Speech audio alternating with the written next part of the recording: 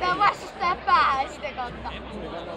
Tai sit sä vedät silleen, että se pomppaa ja sitten se lähtee kiertää omaan.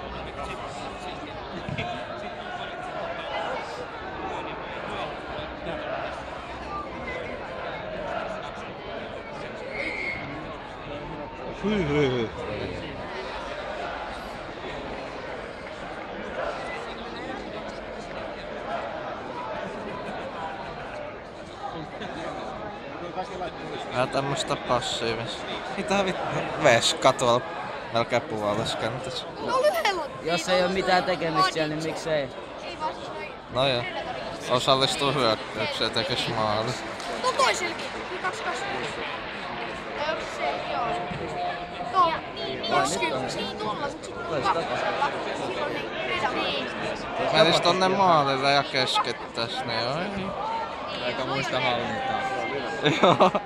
On se aika riski, jos toi vastustaja nyt saisi pallon. Niin, pallohallinta kyllä. Hyvin. Tämmöstä vähän syöttelyä pakeille peliä.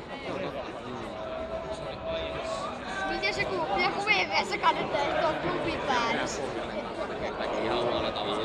Otin oikeastaan niin kattoo toi Ranska-Suomi. Ranska päädyssä. Siellä oli ehkä 10 minuuttia. Kuuliko?